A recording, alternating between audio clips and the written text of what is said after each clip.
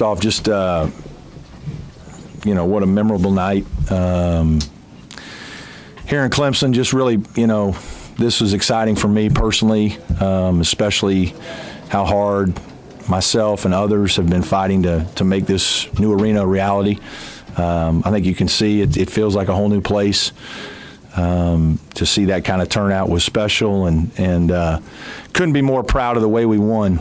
Dealt with all kinds of adversity in the first half. Guys battling foul trouble. Just extremely physical game. I thought our defense was the difference in the first half. I thought we just did some really good things to kind of keep them off rhythm. Made a couple adjustments, after the first kind of media timeout where we saw some things that they were doing that we hadn't prepared for. These early games are always hard because guys are doing some stuff that you don't get to see as much because you don't have film.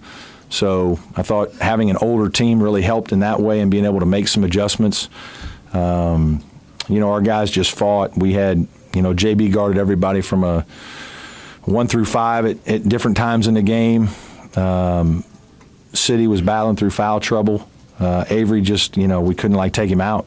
We couldn't take him out. Needed him out there.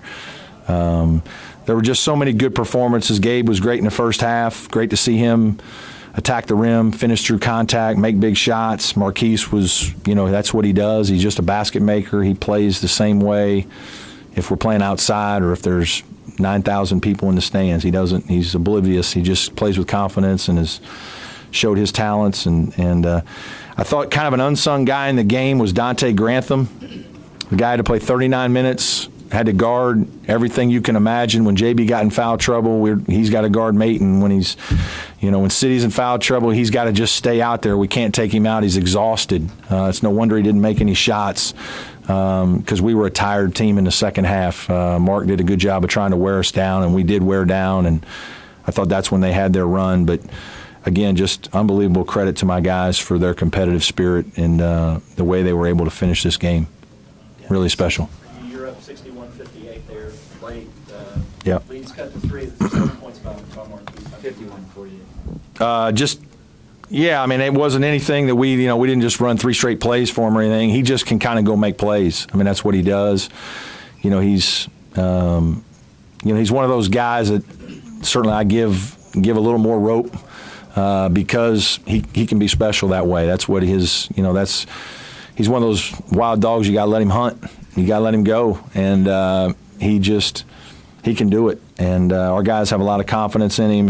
And again, it's like I said earlier, he's not a guy who's worried about time score sometimes. Now that'll be a problem every once in a while, but we need another guy that can just make plays off the bounce, and he can do that. With that three-pointer with about 2 minutes left, what was going through your head? I was a little nervous. I'm not going to lie. That was wide open. It was rhythm, but it's that whole thing of eat clock. And so I would have been to pulling it out. He didn't disappoint, though. Then he stole the ball and gave it right back to him, and all he had to do was dribble it over to the side, and we'll talk about that on Sunday. So there's one for him and one for me. But again, he played well. And the other guy is who really helped us was Legend Roberton.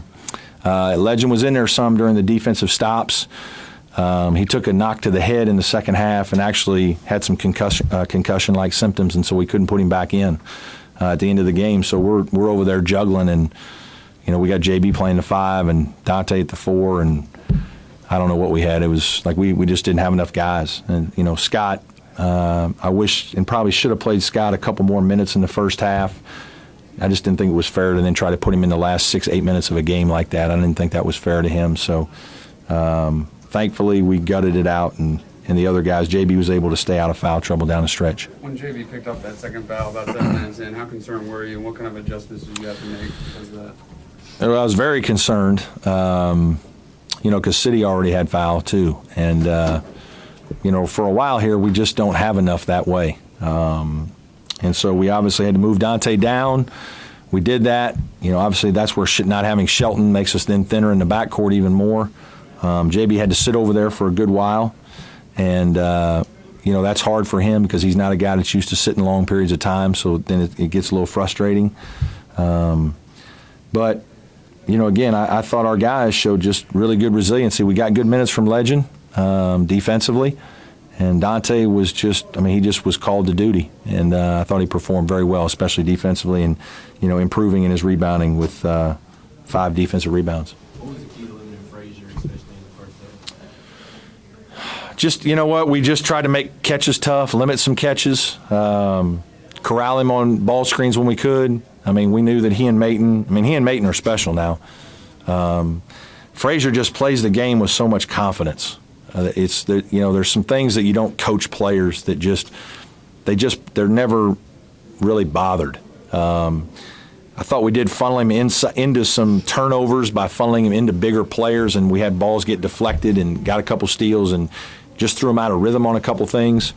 But you knew he was going to make some plays, and then we tried to deny him the ball as much as we could late in the game.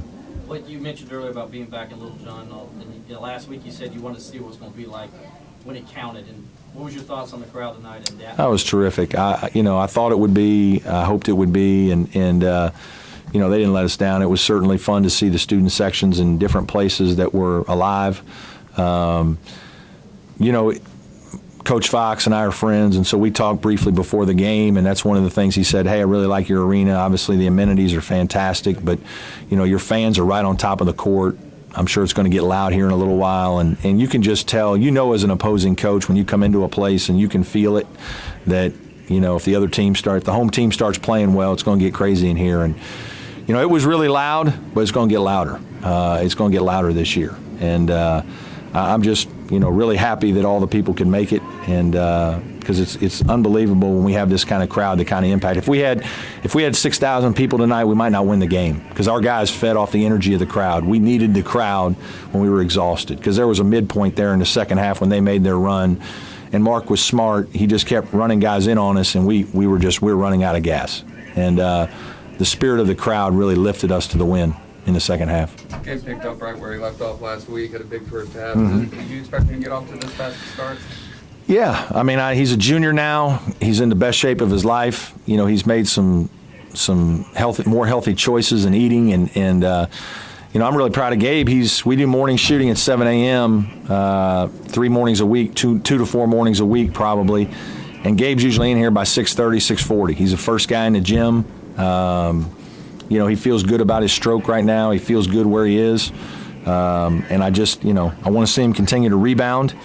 He needs to rebound better and have an impact on that end. But offensively, I feel good about where he is as a player and scoring and driving and making shots. Coach, talking to you a couple weeks ago at the ribbon cutting ceremony, you took a lot of pride in this facility and Yeah. everything else, but what's the kind of pride you take from today's win and kind of this kind of pride? Yeah, certainly, you don't want to lose a game like this. Everybody's going to remember, hey, the first game, we've got a space reserved in our office for a big picture of Little John Pact, the new Little John Pact, and, we sure don't want to do it if we didn't win the game. So there was, a little anxiety for that, not just for me, but for other guys that kind of knew that was happening in the background. But you want to know where this, you want to know that the first game in Little John is special, and it does feel like a new place. One of the other great things about tonight is we have some of the Clemson legends are here.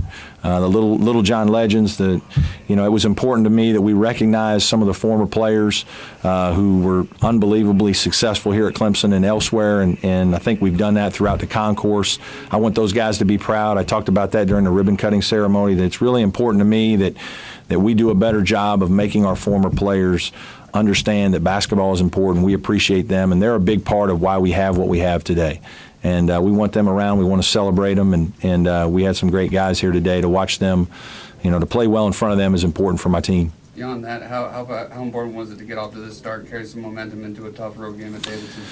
Yeah, it's going to be hard. Davidson's an outstanding team, extremely well coached, great players, can really score. They have another inside-outside combination that is as good as any in the country.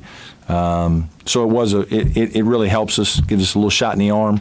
We need to relax here for 24, 30 hours, just kind of, heal some wounds a little bit, get ourselves ready to go again. But it helps to be able to recharge knowing you won a game and you dealt with some adversity in the process. Yeah, he had concussion-like symptoms, and so the doctors told us we couldn't put him back in. You said it might take you a little time to become the type of defensive team mentally and just an approach that you wanted. Were you pleased with this first game? Yeah, I was pleased. I thought we obviously struggled to rebound the ball, and we knew that was, I told our guys that was my single greatest worry going into the game, would we be able to rebound. And it's an area that we've got to really work at. But I thought in terms of following some game plan stuff, making adjustments within the game, guys playing and guarding different positions and having to guard, you spend 75% of your time in the week guarding a perimeter guy, and then you get thrown on a post guy. There's some things that are going to happen that you're not always ready for. And so our guys talking, communicating, working through that, certainly it helped that we have a lot of experienced players playing.